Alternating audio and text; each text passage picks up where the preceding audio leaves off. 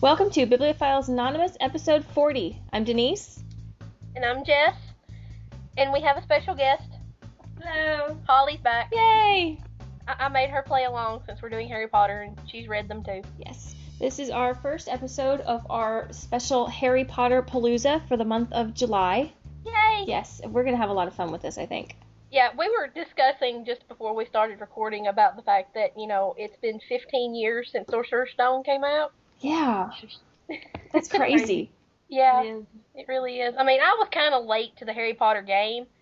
I mean, I read them before the movies came out, but I didn't read them.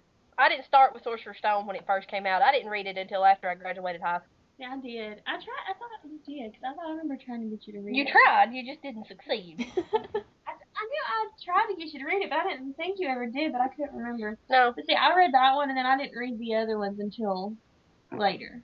Like, by the time I read the second and third one, I'm thinking the fourth one was probably already out, too. Can't remember. Yeah, that's been a minute ago. Yeah. Like you said, we've gotten old since then, so, Yeah. Let's not talk about that. I came to the Harry Potter game late, too. I didn't read any of the books until after the first movie came out, because that was what drew me to the books in the first place. I know, I'm ashamed to even admit that, but yeah, 15th anniversary, and Jess, you had posted on our website that they are releasing new cover art for the anniversary. And we have the first 3 books, which coincidentally is what we're talking about tonight, the first 3 books. They've released the cover art for those, and they are beautiful. Yes, I really like them. They're very pretty. I like them a lot. I mean, I love the original artwork, but these are, there's just something about them. I don't know. So yeah, definitely check that out on our website, and we'll link to it in the show notes as well. So I think probably we should just skip what we're currently reading, because obviously we're currently reading a lot of Harry Potter at the moment. Yeah, I'm reading book 4. I did start reading one I do want to mention. Okay. We got a bunch more ARCs from NetGalley. Yeah, you've been going crazy with those. Yeah, well, and I started reading one of them. It's called Artifact, and what is the author's name? I can't remember off the top of my head. Yeah, Gigi Pandian. It's kind of a mystery thriller type thing. The main character is a historian. Looked like it would be really interesting, so I've kind of been trying to read that. I'll be posting a review of it on our website when I get done with it. Yeah, you did post our first written review Yes. past week, where you reviewed Bloodspell by Emily Howard. Yes. So yeah, everybody needs to go check that out. So you're going to be seeing a lot more of those in the I have all this free time to read. next So several weeks here. I figured I would, put it to good use and take advantage of those ARCs. Yeah, definitely. Okay, so let's go ahead and just hop into our Harry Potter discussion then. And to be completely honest, I'm not sure exactly how we're going to do this, because, like I said before, we're going to talk about the first 3 books. So that's Sorcerer's Stone, Chamber of Secrets, and Prisoner of Azkaban. I think we just start with Sorcerer's Stone and go from there. Go from there. Okay. Well, gosh, there's so much to cover. This is really hard. Okay. There's something about the first book, and I mean, obviously this was the first book, and they got a lot more intricate and a lot more plot development, that sort of thing. But the first book definitely feels more like a children's book. Yeah, it really does. It's a whole lot. The plot is a lot less complex. It's not as dark as the later books. Right. Cause I think, because the whole goal was to, keep it kind of for his age. That way the kids would read as they were his age and relate better. So it kind of starts out, and then as he grows, the kids reading it grow, so it gets a little more to it. Huh? Well, yeah, and she probably, Original. when she published Sorcerer's Stone, she didn't know, or Philosopher's Stone, which is what it should be called, but, we're silly Americans. Yeah. Whole other pet peeve. But when the first book was published, she didn't know for sure that anybody was going to read it. Yeah. Let's all sit back and chuckle about that for a while, shall we? But yes. So yeah, she was thinking about it being a children's book. And it's funny because a lot of times when we do these, when we're talking about a specific book, we kind of give a little recap, but it feels weird doing that because I just can't help but think, who doesn't know this story? Well, there are some people out there, especially younger people who haven't quite discovered Harry yet, that might not know. That's true. Actually, I have found several people, and that are not younger people. I mean, I don't know how old they are, but they follow my blog, and I've been talking a lot about reading the Harry Potter books. And I've had several people comment saying, I really need to read those one of these days. I'm kind of like, yeah, you do. You do. What are you waiting for? So, okay, you have Harry Potter, this little boy who was left on the doorstep of his aunt and uncle when he was a baby. And his aunt and uncle and cousin are terrible, horrible people. Yes, they really are. Let's just go with that. They are terrible, horrible people for not really any good reason. Let's just be honest. They're muggles. Well, not all muggles are bad. No, but those are. Yeah, well, true. But They're not bad because they're muggles. They're bad because they're horrible people. yes. They're evil. They are just terrible. And every time I reread these, and it's been a while since I've reread them, and that's one of the reasons I really enjoyed doing it this time, is just because it's been a really long time, and there's a whole bunch of things that I've forgotten, all these little details. But they seem to get worse and worse every time I read them. I guess because once you know the whole story behind them, and especially Petunia, you kind of try and justify what they did, and then you realize you can't. There's no way to. They're just bad people. Yeah, they really are. I mean, it's not so much that they're muggles and completely refuse to accept the existence of magic, as it is that they're just horrible to Harry. Yeah. I mean, I can't imagine treating any kid the way that they treat him. I mean, for goodness sakes, they don't give him a bedroom. They give him a little tiny closet under the stairs. Yeah. And even, I mean, it's just, I don't even know if I had read that before I saw the movie, if I would have really grasped how small that is, but that's a tiny, tiny little place to put a growing boy. Yeah, it's like just the size of the mattress he was sleeping on. Yeah. Who does that? Evil people. Yeah. I mean, in this day and age, that would be grounds for having your children taken away by DHR. Yeah. Yeah. I mean, there are people out there that are that evil to kids. Yeah. I mean, there really are people that do that stuff, so it's not like it's something, wild and crazy idea, but still, I mean, just looking at that and seeing it in the movie or reading it in the book, and you're just going, oh my God. And it's not as if they didn't have any other place to put Harry. Dudley had 2 bedrooms. Yeah. Which he finally does get a bedroom, which is nice. But he gets all these letters, and nobody knows where they're coming from. And I love when they try and run away from the letters, and the letters just keep following them. My favorite part is when they just completely bombard the whole entire house, just fills up with letters. Yeah. They're everywhere. And I loved how they were addressed. They were so specific. First it was, to H. Potter, the cupboard under the stairs, number 4, Privet Drive. And then it was H. Potter, the smallest bedroom. And then finally it was H. Potter, the hut on the rock.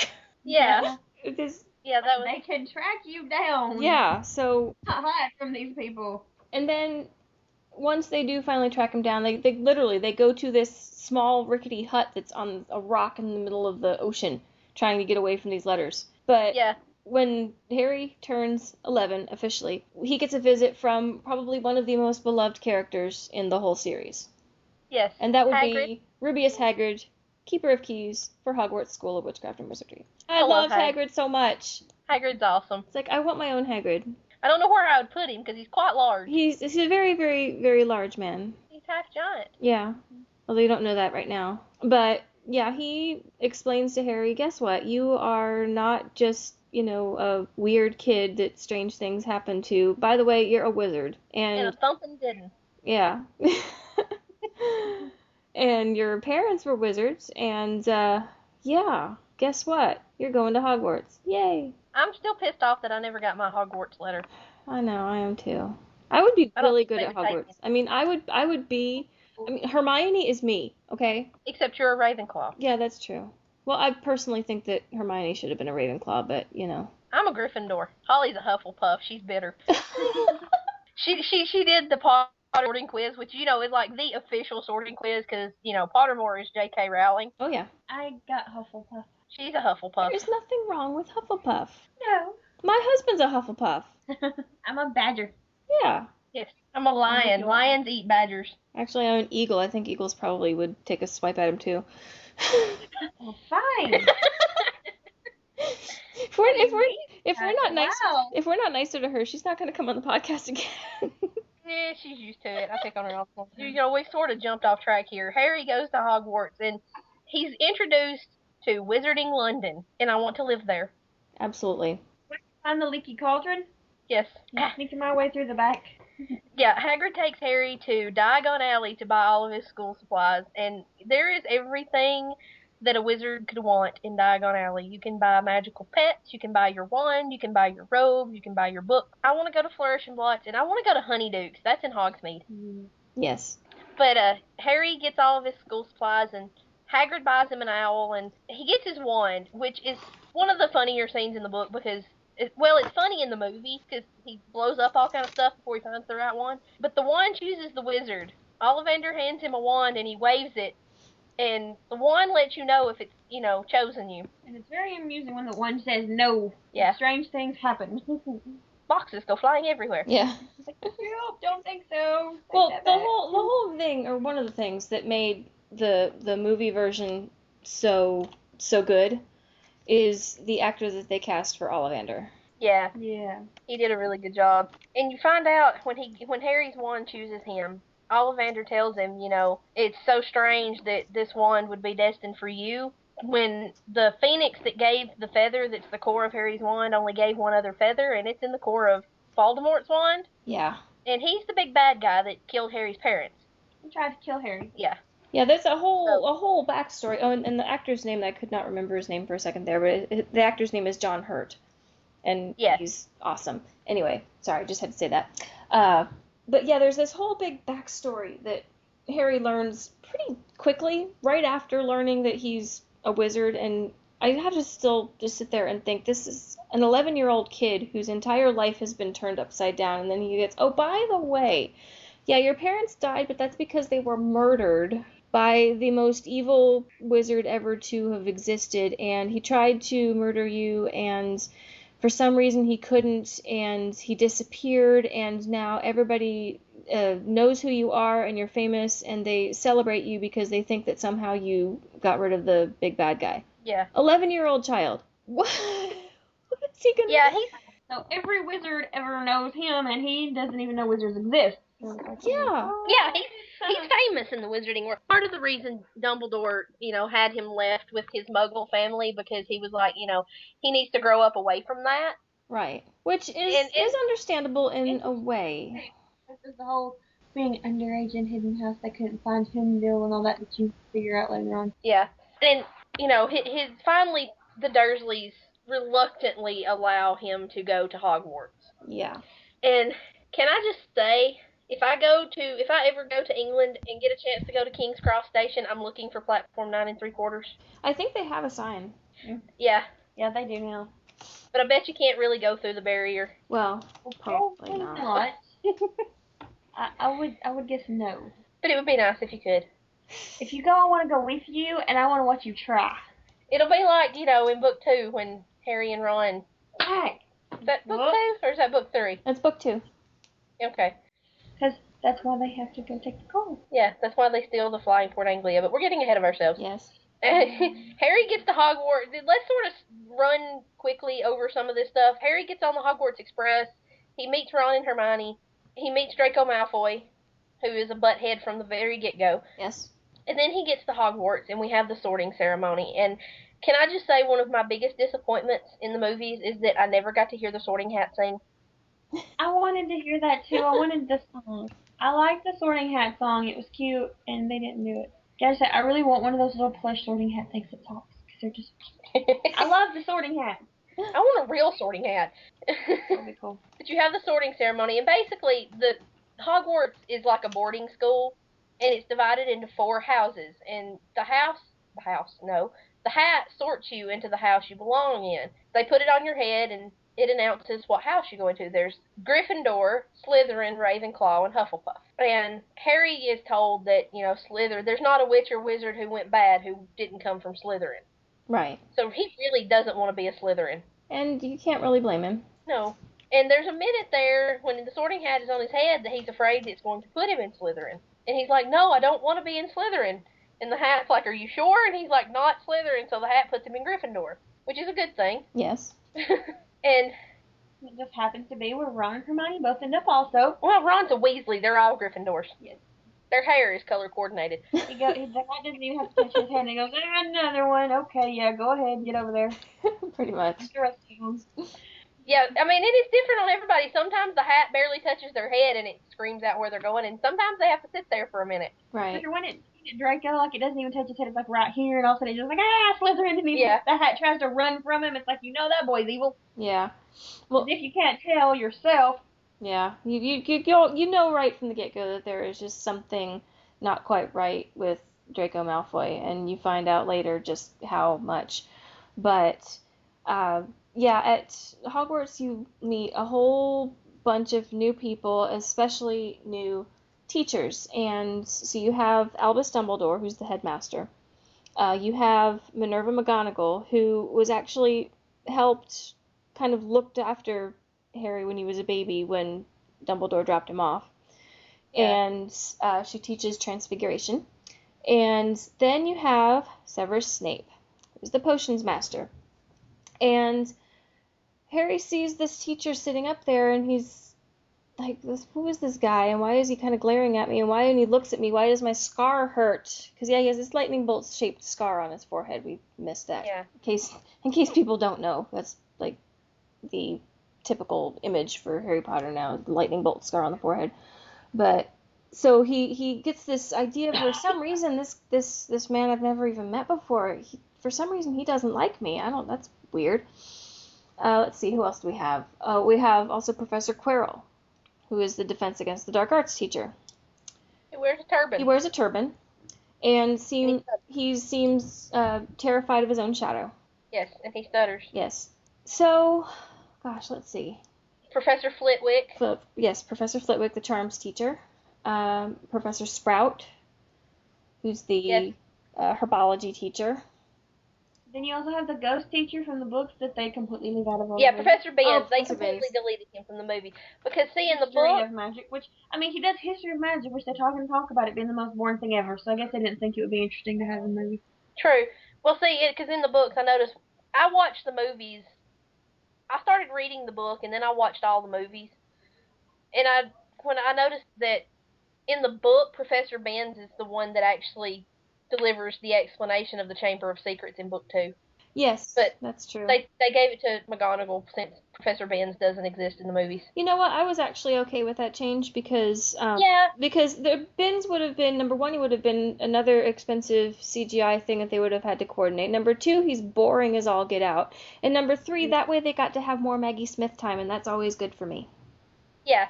That was one of the, changes, deletions, etc. that I was actually okay with. Yeah. But in this first book, there's a lot of Harry just getting used to being at Hogwarts. Meeting people, learning things. Learning his way around, meeting all the ghosts, like Nearly Headless Nick. All of the houses have their own ghosts. Yeah, Nearly Headless Nick. Nearly headless? How can somebody be nearly headless? Like this. Oh. You gotta love Hermione. And bless her heart, Emma Watson overacted So bad. from the tips of her toes to the ends of her hair in that first movie. She learned. Well, they all did to a certain extent. Yeah. Did you notice that? Yeah, that kind of disappointed me. In the first movie, they kind of got Hermione's hair right. But then each movie they tried to make her prettier, and they went away from the character. Yeah, they could have kept the fuzzy hair. And they wanted to, she grew up and she got pretty. Hey, they kept, doing the makeup deal and uglying up Neville so he looked his part. They could have done Hermione too. Yeah. Well, it's not their fault that Emma Watson grew up and got really, really pretty, and Neville grew up Matthew Lewis, that's his name. He grew up like really, really tall and skinny. It's like, what happened? No, you are supposed to stay. Bad looking either. I love all those pictures, and it's like Daniel Radcliffe, Rupert Grint, Matthew Lewis. and Draco. Yeah. Tom Felton. Tom Felton. And then it's like, who would have thought Neville would be the hottest one? And I'm like, they're not wrong. Yeah, that's the thing. Yeah. That's the thing that's funny. Yeah, he won that one. Everyone Everyone thought watching some He's a nice looking young man. But it was just so But funny yeah, because they all kind of grew up, slightly different. The only thing that actually stayed true is that Rupert Grint is still a lot taller than Daniel Radcliffe. So yeah. that was right. So, good on Daniel Radcliffe for not growing. Too much, anyway.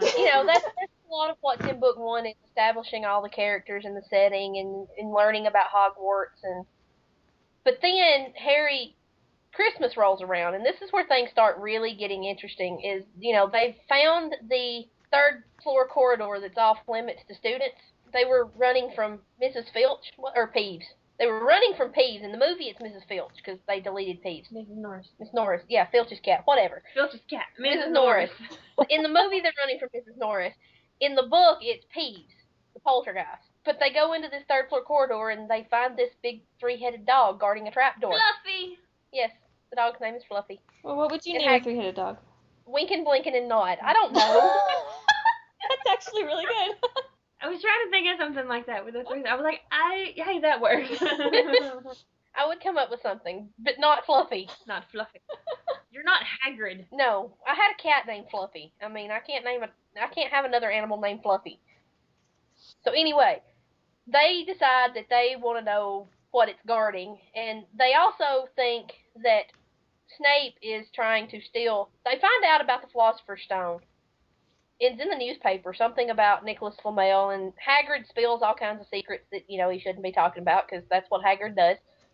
I shouldn't have told you that. Shouldn't have told you that. I love Robbie Coltrane so much. Yes, he did a very good job as Hagrid. Perfect. Basically, they find out that they deduce that what is hidden is the Philosopher's Stone, and they think that Snape is trying to steal it to give it to Lord Voldemort.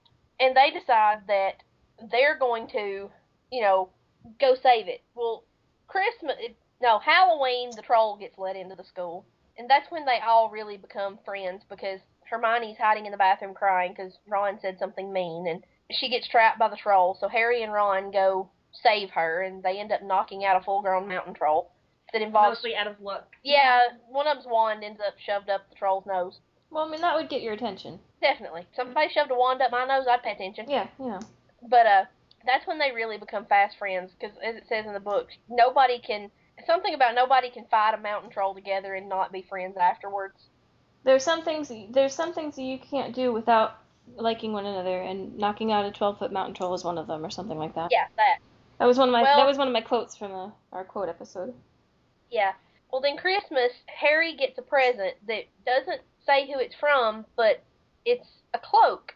And Then he puts it on and he disappears. yeah, it's an invisibility cloak, which Harry... Which then leads to all sorts of trouble. Oh, yes. Well, yeah, I want one. Yes, don't we all? Me too. So, Harry takes to sneaking about, and he finds the Mirror of Erised. Which is one of the really cool things, but also one of the most heartbreaking things in book 1. I just gotta say. Yeah. Oh my gosh. Because when Harry looks in it, he sees his parents. Actually, he sees his whole family. Yeah. Even people he's never heard of. Yeah, and they're surrounding him, and they're all happy and everything. And he immediately goes to get Ron, because he says, Ron, you have to see my family. I can see them in this mirror. But that's not what Ron sees. No. Well, because he thinks at first that that's what the mirror does, that it shows you your family, or it shows, well, that's pretty much all he thinks. But he finds out, Dumbledore catches him, and he finds out that the mirror actually shows you, what is it, your deepest and most desperate desire. And Your heart's desire. Yeah. Something. Anyway, there's an inscription on the mirror, but it's backwards. Right. Yeah, I was going to say something about that. Like, that it's actually the reverse of it, because it says, mirror or something, but if you read it backwards, it actually tells you. Yeah. I'm trying to remember It what shows is. not your reflection, but your heart's true desire or something. Yeah, I think it's something like that. So, yeah, Harry's true desire would be to be surrounded by the family that he's never known. I mean, oh, come on. That's so sad. Yeah, and Dumbledore tells him, the mirror's going to be moved, so don't go looking for it again. And finally, they realize that somebody is going to try to steal the stone, so they're going to go try to save it. And they go up and they find that Fluffy has been put to sleep, because they learn from Hagrid that if you play him music, he falls asleep. And And they learn this because he slips up and tells them he just told somebody this. He was Tricked into it. well, he was playing cards at a pub and Won a dragon egg. and told them how to put Fluffy to sleep. Yeah, And, Hagrid just needs to not go to pubs, is what we learned from this first book. He just needs to not talk. Yeah. Yeah. He just lets out everything that he shouldn't. But it turns out it works out. Well, they at this point still think that it's Snape trying to steal the stone. And once they get in the trapdoor, you find out there's several tasks that you have to pass in order to get to where the stone is kept. And this is one thing that annoyed me about the movie, is that they cut some of this stuff out. And they say in the movie that Snape helped protect the stone. Why would he be trying to steal it? And they left out his part of the protection. Yeah, Yeah. you never see what he did. You don't see his potion. Because you can tell by the different tasks which did them. Right. And the first thing is, the devil snare, herbology, Professor Sprout. I can't, if they leave it out of the movie, it's in the book. Hermione's like, light, we need light. And he's like, are you a witch or not? Yeah, she's like, okay, I need to light a fire, but I don't have any matches. Yeah. And Ron's basically like, what is wrong with you? Are you a witch or not? Oh yeah, I forgot. Hang on. So, they get through the devil snare, and after the devil snare, is it the chess game? No, it's the flying keys. Keys, that's right. Keys. That was Charms. That was Professor Flitwick. Yes. And after Harry gets on the broom and catches the key, and they go through that door, then it's the Right. chess game, which was McGonagall. Mm-hmm. And they play through the chess game. Ron takes control because he's really good at wizard's chess. And it's this giant, huge chess game, and they have to stand in for pieces and play their way across the board. And Ron sacrifices himself so that Harry and Hermione can continue on. But in the movie, Hermione stays with Ron because they leave out Snape's, which is the logic puzzle with the potions. Right. Yeah. And in the book, Hermione's actually the one that helps figure that out. Right. So they get through that. She's like, there's one potion that will let you go forward through the flames, and there's one potion that will let you go back. So Harry drinks the one that goes forward, and Hermione drinks the one that goes back so she can help Ron. And then you get to the chamber, and you find out who's really trying to steal the stone. And it's a big plot twist, because that's what J.K. Rowling does. Yes, because it's poor stuttering Professor Quirrell. Which nobody saw that coming. I don't think a single person read this, and from the very beginning where you meet Quirrell in Diagon Alley, you say, oh, that's the bad guy right there. No. Nobody saw this coming. I think it just, hit everybody upside the head with a 2x4. Yeah. When I read it, I was like, yeah, what? Yeah. Because she's so good at setting up Snape as being the villain, and, I mean, let's face it, he's kind of a nasty piece of work. And you're just... Very believable. Yeah, and you're thinking... And also I think part of it, too, is because it is written... For a good part of it is written so simply because it is written for a younger audience. So you don't expect there to be a big, huge plot twist. You expect it to be really straightforward, really easy. But then she just throws you this curveball, and you go, wait, what? What just happened here? And that's what makes it brilliant. Then he goes and takes that turban off his head. Yeah, and then it gets really creepy. Oh, God. And then it's like, ugh, what? Yeah, okay, so basically, what's left of Voldemort has been living on the back of Quirrell's head. Like a parasite. Yeah. Yeah, there's not enough left of him to actually function. He has to live as a parasite off of someone else. Yeah. Yeah, he can't take physical form, and that sort of smacks of, Sauron. Yeah. But there was a really funny interview with J.K. Rowling, and I don't remember which book it was after, but they were talking about how each book has gotten, it was one of the later books they were talking to her about, and they were talking about how each one's gotten a little bit darker and a little bit grittier and that sort of thing. And she basically said, I think one of the darkest things that I've ever written was having Voldemort on the back of Quirrell's head. And that was in the very first book. That's terrifying. And she's got a point, because, it's really creepy. that's, oof. But basically, Voldemort's been trying, through Quirrell, to get the Sorcerer's Stone so that he can regain full power and a body and everything else. And Harry looks around, and lo and behold, there is the Mirror of Erised, for some reason, in this room. And he wants to look in there because he's like, right now, all I want to do is find the stone. So if I look in there, I'll know where it is. And it works. And actually, somehow, some way, the mirror gives the stone to him. He's looking in there, he sees his reflection smile at him, and then, like, reach in his pocket, and all of a sudden he feels in his pocket, boom, there's the Sorcerer's Stone. It's like, what? How did that happen? But now he has It's to... Dumbledore's part. Well, yeah, because Dumbledore is awesome, but now he's thinking, oh, I can't let the bad guys know I have it. Yeah, Voldemort keeps telling Quirrell, he's like, he has the stone, he's lying, take it from him, and he finds out that if he touches Quirrell, he burns. Yeah. And that's because he's, basically possessed by Voldemort. And Voldemort can't bear Harry's touch because of that whole protection of his mother's love, because she sacrificed herself to save him. Dumbledore explained it to him. Yeah. So, they fight, and Harry loses consciousness. He does that a lot. But he wakes up and he realizes that he's been saved because Dumbledore was able to get there, and Dumbledore sits and explains everything to him, and you find out basically that the stone is going to now be destroyed. Yeah. And that doesn't mean that Voldemort can't come back, because he will find another way. But this particular means is now gone.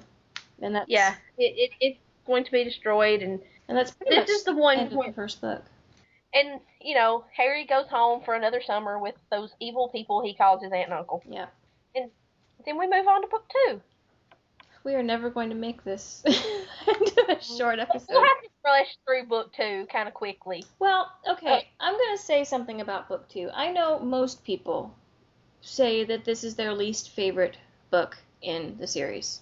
And while I will agree that it's not my favorite book in the series, I had forgotten just how suspenseful the whole last part of the book was. Yeah. I mean, it's still, like, on the edge of your seat, what the heck's gonna happen, suspenseful.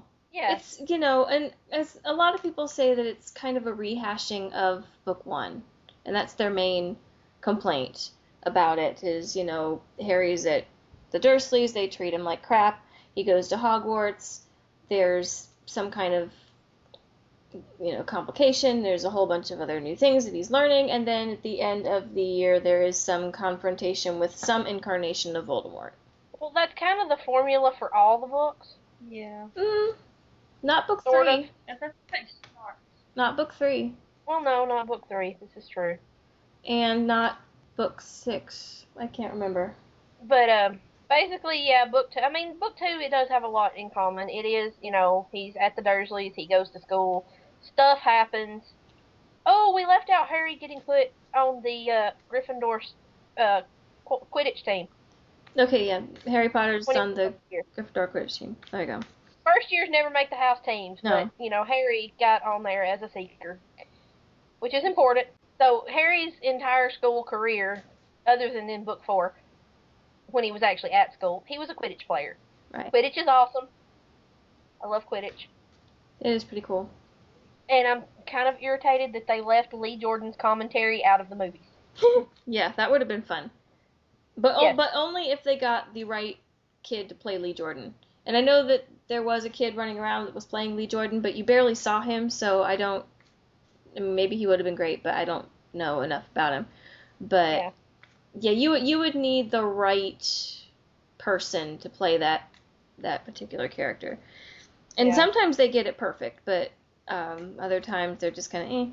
But the main thing about book 2, I think, or one of them, is that there's somebody or something that is attacking students.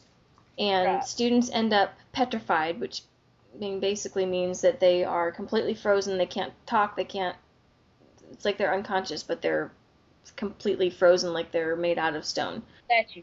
Yeah. And there's this message that's written on the wall that says, "The Chamber of Secrets has been opened, enemies of the air beware." And this is supposedly the Chamber of Secrets, you learn from, well, in the book it's from Professor Binns, in the movie it's from Professor McGonagall. Again, movie change, I agreed with. Yeah. Because There's so anything few of those. that gives you more Maggie Smith is awesome, because I love her.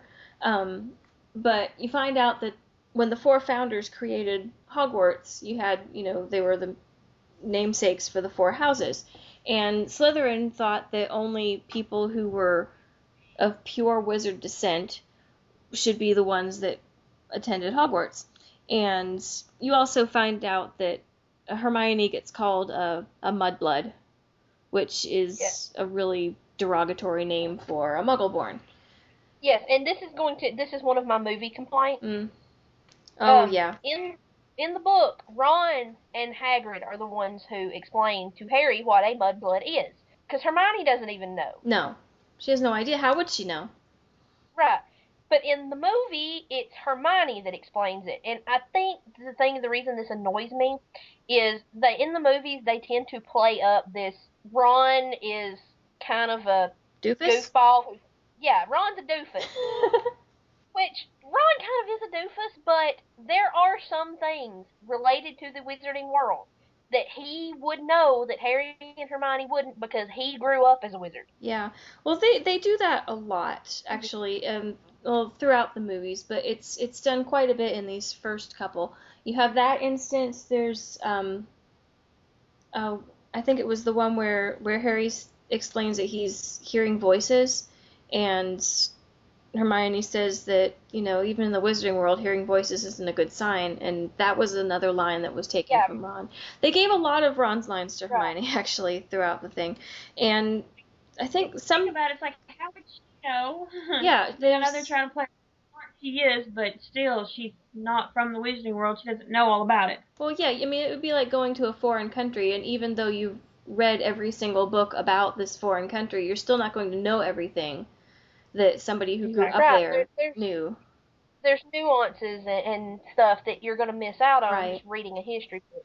And that really annoyed me, because it's like, Ron may not be a genius, but when it comes to being a wizard, since Harry and Hermione grew up as muggles, there's going to be things he knows that they don't. Yeah, and that's perfectly okay. And that just bugged me, because they really played up this whole Ron is kind of a doofus thing. Right.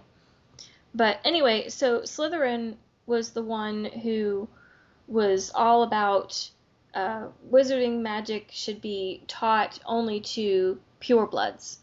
And because the rest of the founders didn't agree, Slytherin left the school, and before he did, he created this secret chamber and put a creature. Nobody knows what it is. They say it's a monster, it's some sort of nightmarish creature that lives in this chamber, and it's supposed to be something that only the heir of Slytherin could control.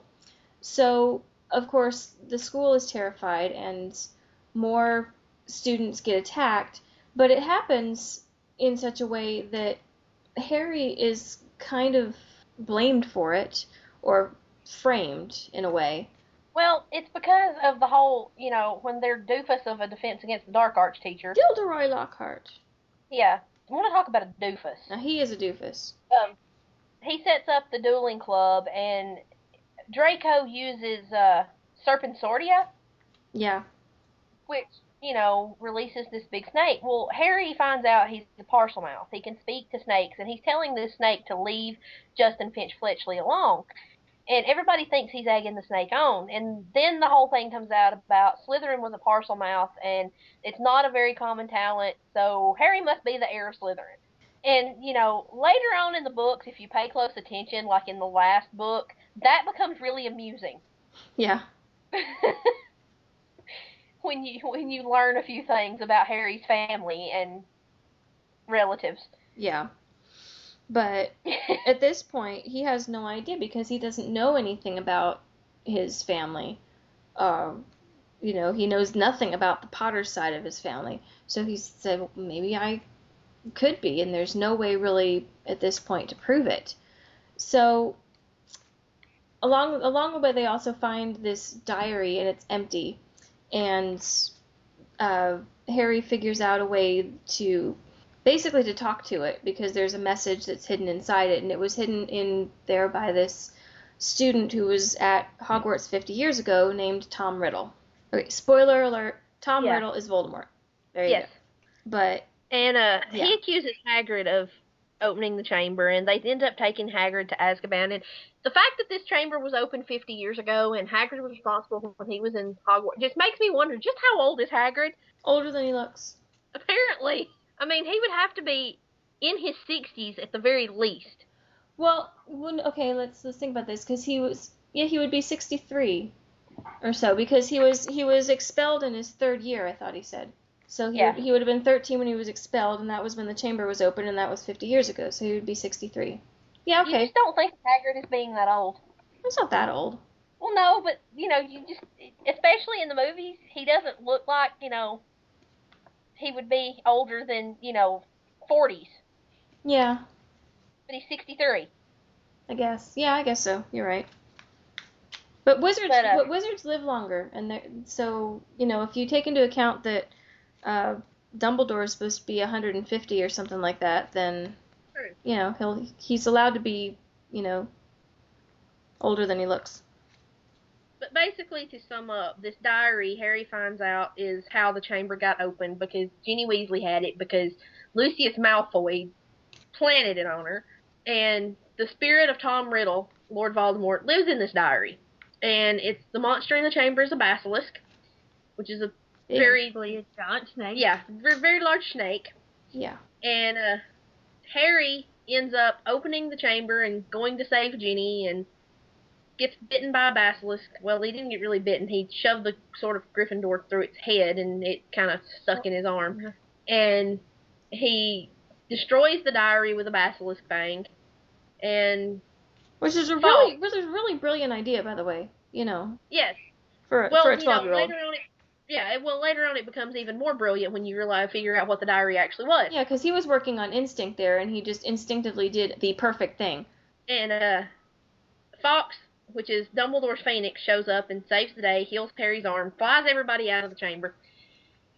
This is after, Lockhart tried to do memory charms on Harry and Ron with Ron's broken wand, and ended up wiping his own memory. Yeah.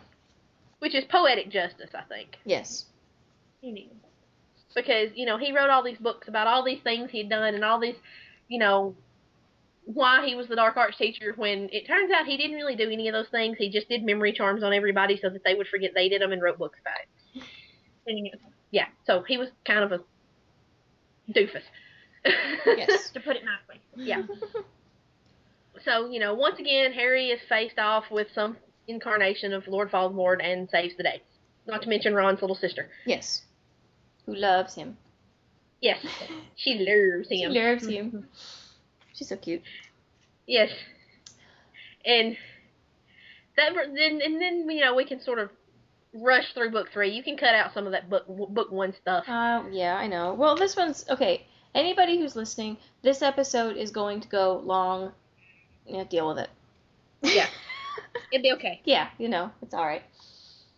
So yeah, book 3, which is a lot of people's favorite book, and a lot of people's worst favorite movie.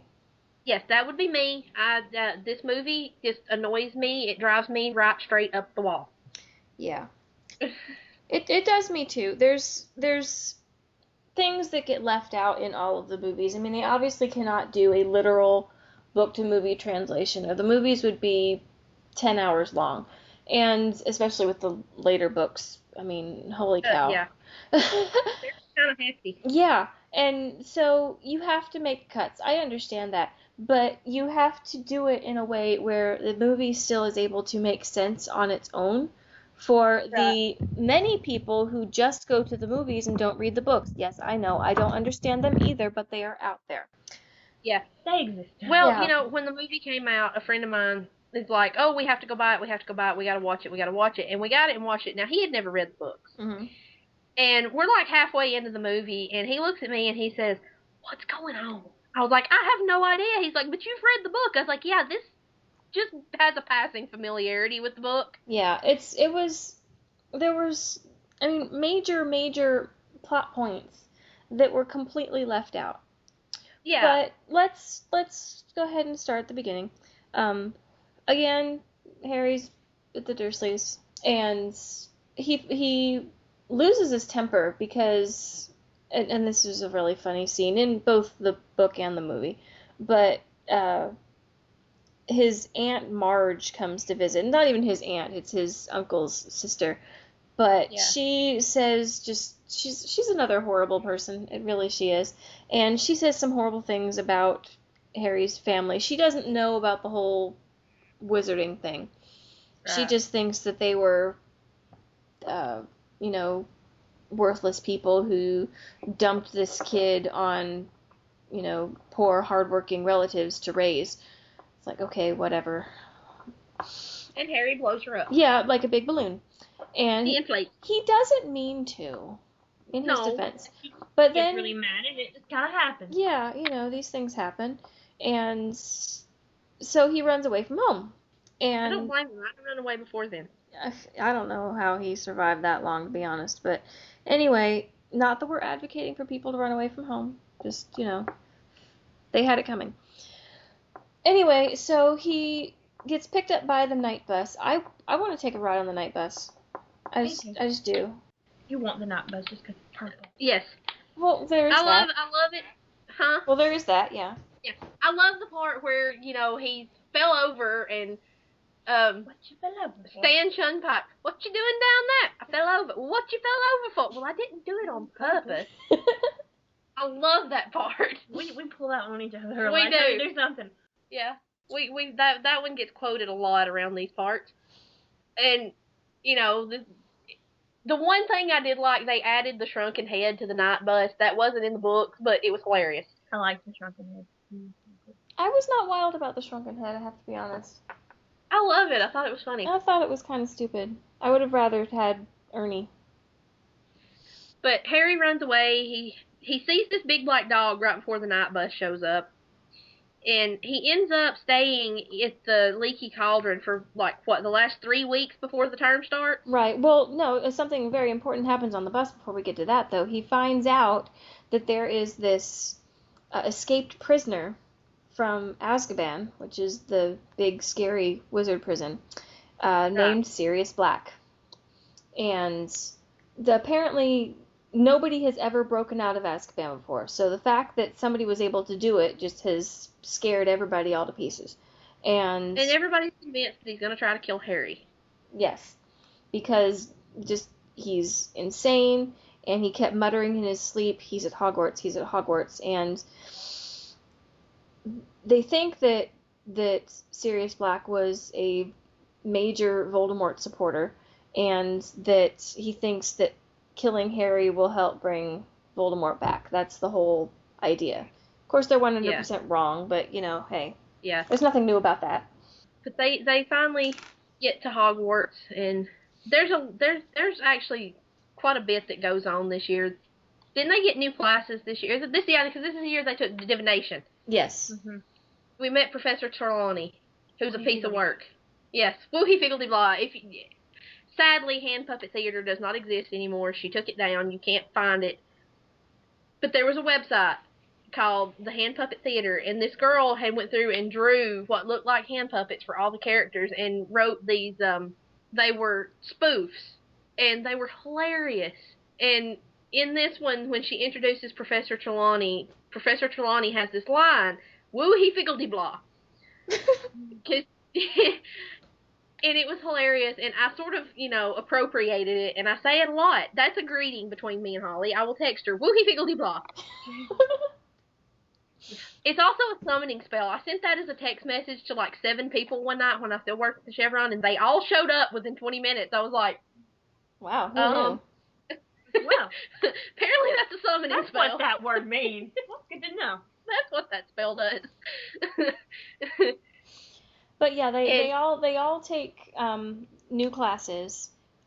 So the boys are taking divination, and Professor Trelawney enjoys predicting basically that Harry's going to die. That's one of her favorite things. And the other new class that they take is from Hagrid as the new Care of Magical Creatures teacher, which, is kind of funny. And he introduces them to Buckbeak, who is awesome. Yes, Buckbeak is a And hippogriff. I want a hippogriff. Hippogriff is a half horse, half eagle, I think. Yeah, something like that. Yeah, very strange looking creature. But in the first class, Buckbeak was not treated properly by one Draco Malfoy, who behaved like an idiot, as usual. Yeah. Oh, he's killed me! He's killed me! Yeah, he gets, well, because they're taught that hippogriffs are very proud and you can't insult them, and so, Draco calls it like a big ugly brute or something like that, and it retaliated. And, Yep. That gets Hagrid into all sorts of trouble because there's a hearing to see whether he was negligent as a teacher, and then to see if Buckbeak should be put down because he's dangerous. And so that's a little subplot that's going through the whole thing, is what's going on with Hagrid and Buckbeak. But another... Basically, they, decide Hagrid's not at fault, but they're going to kill Buckbeak. Yeah, that he's dangerous, so he needs to be executed. But another subplot that's going kind of throughout the book is that the boys cannot figure out how Hermione is getting to all of her classes. Yeah. Because she's taking pretty much everything that's offered. Yeah. As I said, Hermione is me. She's an overachiever. Yeah. So... And it's kind of she was right behind us. Where'd she go? She's not here. Wait, she wasn't with us. How'd she get here? When'd she come in? Yeah. And then they would see her exam schedule, and she would have 3 exams scheduled for the same time, and they would hear from other students that she's never missed an arithmetic class, but half of them were at the same time period as divination, and she's not missed one of those either. And so they're all very confused as to how she's doing all of this. Well... And this is when their Hogsmeade visits start, too. Mm-hmm.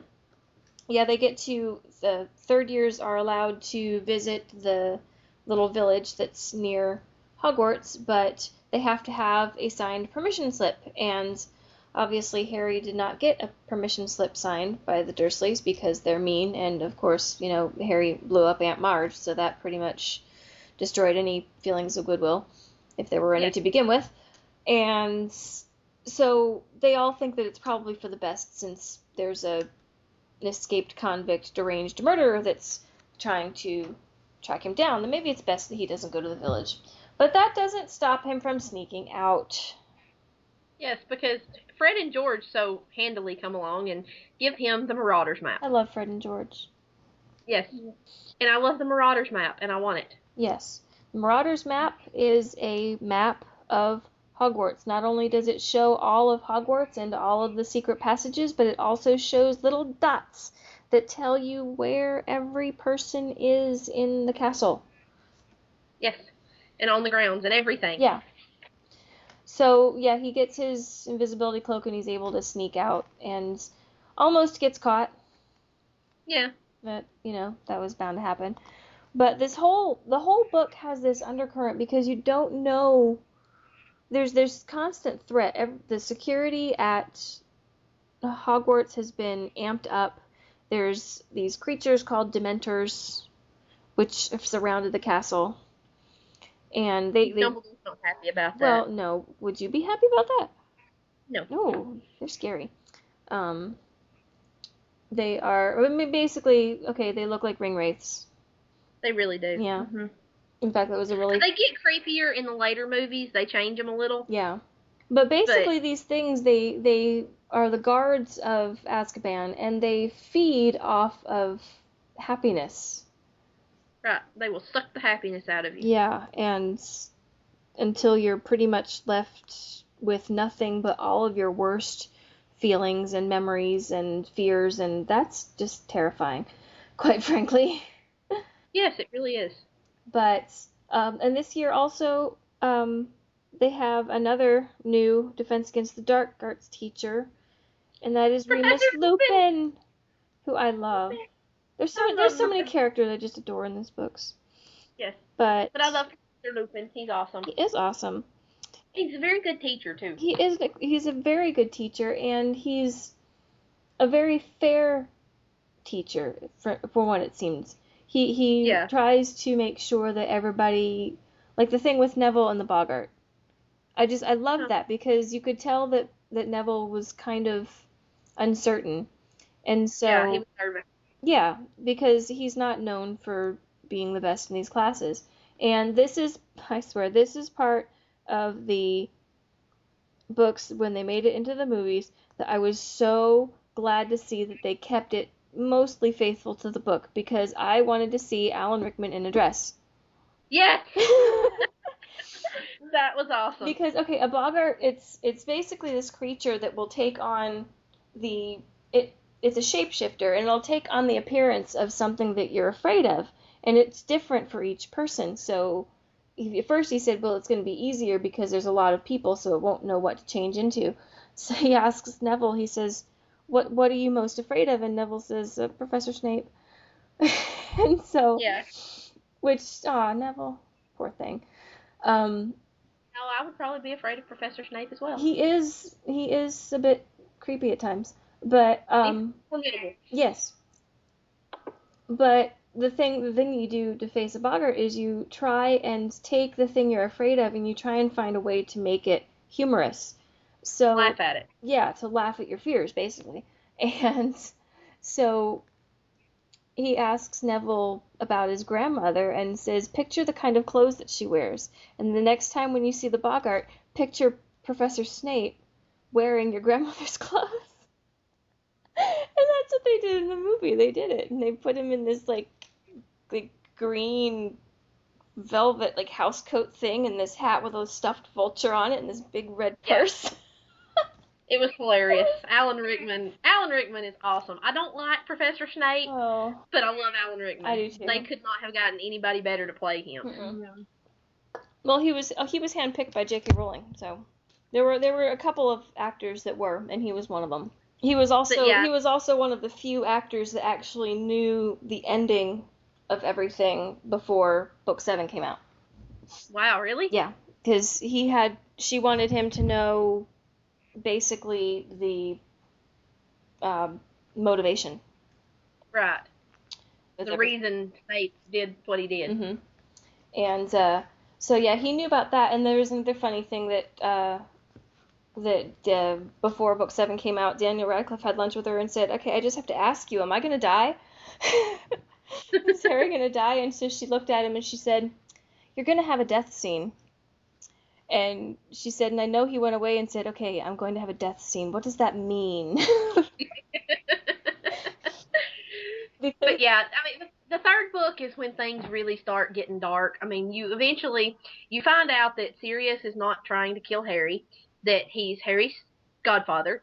Well, and that before you even find out that, though, I mean, just to back up just a little bit, what they think happened is that not only did Sirius kill 13 people with a single curse, but that's not even the worst thing that he did. They think that he betrayed the Potters to Voldemort. He was their secret keeper. Yeah, and so not only Harry learns that at the same time that he learns that this man is supposed to be his godfather, so that was a, double punch to the gut. And yes. But yeah, like you said, you find out at the end that that's not the case. And you also happen to find out that Remus Lupin is a werewolf, but seriously, okay, now I can't even say that because I didn't catch it either, and yeah, his name is Remus Lupin. Yeah, as if that's not a giveaway. How did I not catch he was a werewolf? I mean, come on. But you find out that he's a werewolf, and you find out that the wizard who was supposedly killed in the big curse, his name was Peter Pettigrew, this is one of the things that's just as twisted as all get out. Okay, Peter Pettigrew was the one that was supposed to be the secret keeper, or he was the secret keeper, and you find out that not only did he not die, but he was an animagus whose animal form was a rat, and it was Ron's rat. And so now so now I'm thinking this whole time Like, Ron's been carrying around basically a grown man in his pocket. Yes, which is kind of creepy. Yes! It's very creepy. I just feel so bad for Ron, 'cause he thought he had his friendly little rat, and it's really this evil dude. And Well, yeah, he disappeared for a while, and he thought Crookshanks ate him. Yeah, Hermione's cat. Well, basically, that was Scabbers trying to fake his death.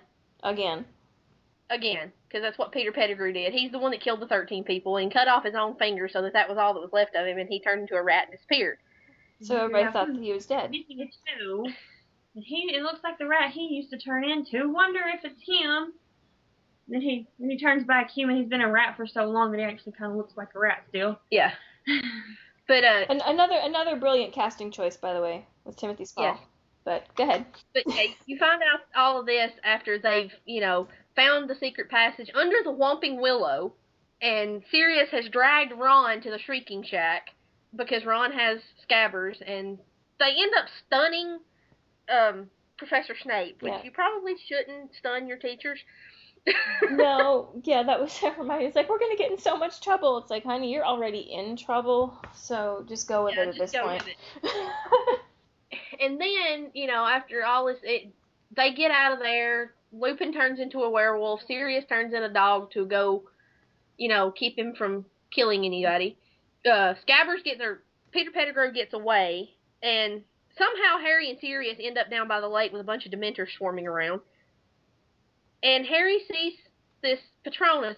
Lupin's been giving him lessons in how to conjure a Patronus. And this stag Patronus comes charging across the lake and drives all the Dementors away. And then Harry comes to, and they've locked Sirius in a tower. And basically, Dumbledore tells Hermione 3 turns should do it. And that's when we find out how Hermione's been getting to all of her classes. Right. She has a time turner. Yep. I want a time turner, just because it's pretty. Okay, here's the deal. I understand that that's why she was starting to lose her mind just a little bit, because she's really, really tired because she's going to 3 times the classes and she's awake 3 times the time that, most people should be. Why don't you... Okay, so you're doing that, but why don't you just, use the time turner to get some extra sleep in there, too? Turn it back another hour and get some sleep. Yeah. And do you really get an extra hour of sleep? True, it's a conundrum. It's like, how does that really work? Is that really more sleep or not? I say it's worth a try. Yeah, try it. Do you feel better? Do you feel like you slept more? I don't know. Yeah, Hermione is, brain cracking up a little bit in this book. And, well, she punches Draco Malfoy, which, just enthused me. Best scene in the entire movie. Yeah, love that. Another thing I need to point out, the whole end of that movie, from the time they run outside and she punches Draco and everything, is just wrong. Okay. Out of order. They screw things up, they put things in the wrong place, they do things differently, but this is what happens when you get an adult film director to direct a Harry Potter movie. Alfonso Cuarón should not be allowed to direct a Harry Potter movie ever again, and he wasn't, thank God. But, yeah, they get that all wrong in the movie, and that's one of the reasons it drives me up the wall. That and the stupid ticking in the background during the time turner part. If you've never noticed it, you will now the next time you watch it, and when you notice it, you will never be able to unhear it. I still haven't heard it. I haven't either. You've told me that how many times, and I still never noticed Oh it. my God, it drives me up the wall. It kills me. The ticking, I can't stand the ticking. But I've never noticed it. They go back in time. Basically, they save Buckbeak. They get him into the woods. They use Buckbeak to save Sirius. And Sirius flies away. And, the firebolt. Because in the movie, he doesn't get it until the end, after Sirius leaves. Right. The firebolt shows up, and there's a hippogriff feather in there, so he knows who it's from. In the book, he gets it for Christmas, and it gets taken away from him, and they won't let him have it back till they run all these anti-jinx, anti-hex, and everything to make sure that it's okay, and he doesn't know who it's from. Yeah. But he finds out. Yeah, he finds out at the end. He finds out at the end that it was from Sirius. They also leave out the explanation of the Marauders map, which just pissed off everybody. Yeah. I think that is the most grievous sin for this movie. I think that the rest of the movie would have been excused, in my book at least, if they had put in the thing about the Marauders. See, when the Marauders map, when you activate it, you say, "I solemnly swear I'm up to no good," and the text appears, and part of the text is Misters Mooney, Wormtail, Padfoot, and Prongs, and it has all this stuff on it. You don't ever find out who these 4 people are in the movie. In the book, you know that Mooney is Lupin, Wormtail is Scabbers, or Peter Pettigrew, Padfoot is Sirius, and Prongs is Harry's dad, James. Yeah, that was their nicknames when they were in school. Because of their... Well, yeah, because Lupin was a werewolf and the other 3 were animagi. Because they wanted to help him, basically, when you transformed, so they became big enough. Yeah. They became big enough animals so that they could control him, and they could go off and have fun. Yeah. I don't understand why Scabbers was a rat, but... No, Scabbers was the little rat, so he could... Right, he could turn the Whomping Willow off so they could sneak him through to the Shrinking Shack to hide him during the full moon. Because that's the reason they built the shack and made the story about it, was so that when they heard the noises on the full moon, they thought it was because it was haunted, but it was really him, werewolf, hiding out in there. True, that's right. He was a rat so that he could... They don't in the movie. He touched the knot, yeah. They leave out all of that in the movie. And some of that is important, and Harry needed to know that. Well, I think... it part of it, too, was that the whole time that they're talking about it, the map gets confiscated by Lupin. Well, actually, Snape finds it while Harry's carrying it, and then it turns around and starts insulting him, which is one of the funniest parts of the book. And, yeah, it really is. And so, but Lupin takes it, and he recognizes it, and he knows how to work it. And in the movie, this is just accepted, and there's no explanation. There's no explanation how Lupin knows about it, and then somehow Sirius Black knows about it too. But they don't explain why. They also, in the book, it was Lupin who saw Pettigrew on the map, not Harry. Yeah. Harry tells Lupin that he saw someone he knew to be dead, but in the book, it was Lupin, and that's why Lupin showed up at the Shrieking Shack. Right. Because he was looking at the Marauders map, and he saw Peter Pettigrew. Which he does, that's why he shows up, because he said he saw it on the map, and he had to come and check it out. Yeah, but Harry never saw it on the map. Harry had no idea in the book. So, but when he tells him, he says, he takes the map from him, and he asks him, he says, just so you know, it doesn't work, because I saw him on it, and then he kind of gives him that look, and that's when he starts watching it to see. Yeah. But at the end, when Lupin's leaving, because, he knows that all the parents will be outraged that there's a werewolf teaching defense against the dark arts. I hated that part, because I thought he was, the best one of those teachers that they had, and he would have been a good one, and he probably would have actually stayed if it wasn't for the whole werewolf thing. Yeah. He would have been a good one to actually keep around for that. But the position's cursed. Nobody keeps it for more than a year. Yeah. So they had to do some reason to get rid of him. Well, I mean, it's understandable in a way, but yeah, it is pretty sad. Yeah. But at the end, after he's no longer a teacher, he gives Harry the map back. In the book, he explains, who the full Marauders are. Who they are and where they came from and everything. Why they have those names. Yeah. But in the movie, it's just like, plot hole. It's just like, the end. We're not going to oh, look, see this high? We're not going to tell you about it. The end. Yeah. But yeah, there's so many things. I mean, I could do an entire episode just on why I hate Prisoner of Azkaban, the movie. I mean, I'm skipping a lot of the stuff that it just really, literally makes me bananas. I skipped a lot of it, though. So, yeah, and they end up saving Sirius and saving Buckbeak, and Sirius tells Harry, I'm your godfather, and when I get my name cleared, you can come live with me, and Harry gets all excited, and, this, like I said, this book is where things started getting a little darker and a little more serious, with the Dementors floating around, and you actually had a serious defense against the dark arts teacher that was actually teaching them things, and, this is kind of where Harry starts growing up. Well, there's that, and then this is where a lot of, the big overarching story really starts. It's the first 2 books were a lot of setup. And then Prisoner of Azkaban is where the ball really gets rolling. At least 1 and 2 were kind of world building and character introductions and, And not that there's not important things that happen in those 2 books, but a lot of the really big things that are going to follow you throughout the series, they're introduced in book 3, which is why a lot of people really like that one. That's their favorite.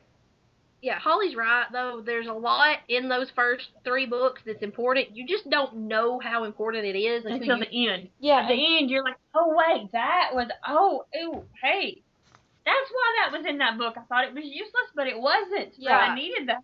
You cannot second guess anything, because the smallest thing that seems completely insignificant will turn out being the one thing that will save them all. That's just how she works. That in the first 2.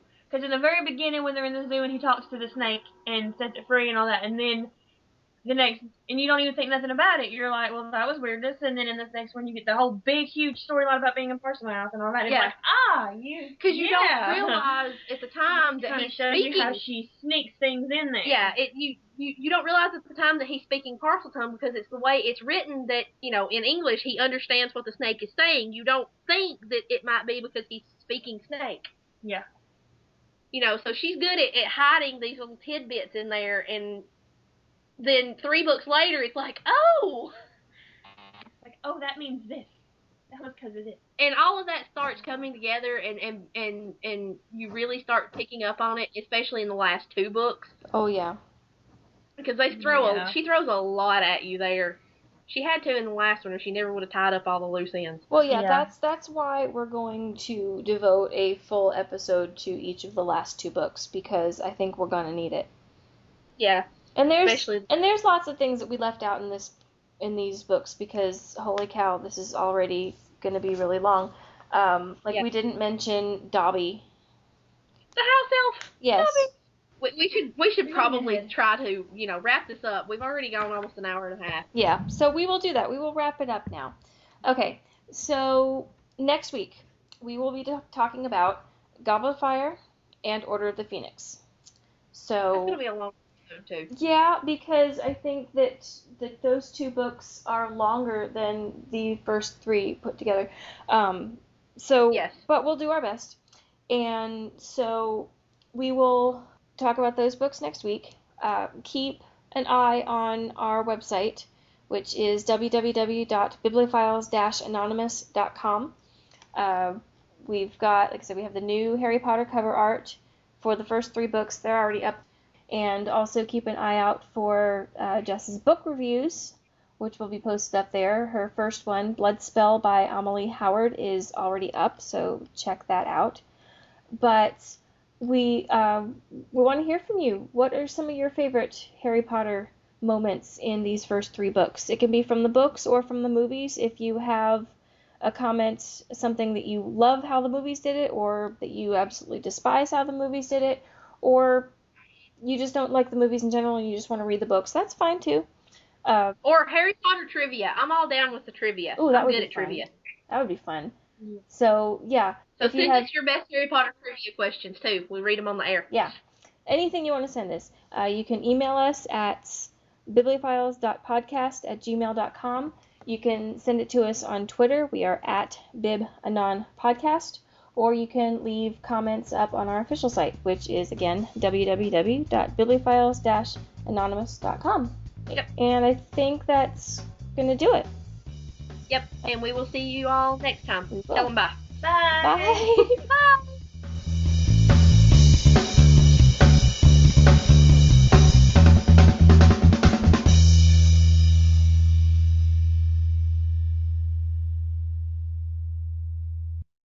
Oh!